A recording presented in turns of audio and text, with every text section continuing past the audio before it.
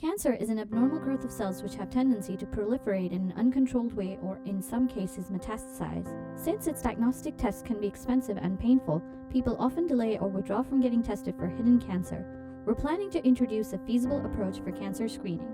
This viable screening test will only require a blood draw sample of an individual through which we can now easily detect whether the cancer is present or not. The detection process will determine the levels of Fortilin, a potential biomarker found in the human circulation that can be expressed significantly higher in cancerous cells due to its oncogenic activities as compared to the normal healthy ones. With this test, cancer patients who are undergoing cancer treatments can conveniently monitor their condition as well. One of the most favorable features of this diagnostic test is its simplicity and non-invasiveness. People can easily detect cancer with just a simple blood test. We believe blood tests prove much safer for health with no need to undergo any invasive or expensive methods like PET, CT scan, biopsies, X-rays, MRI, or any other.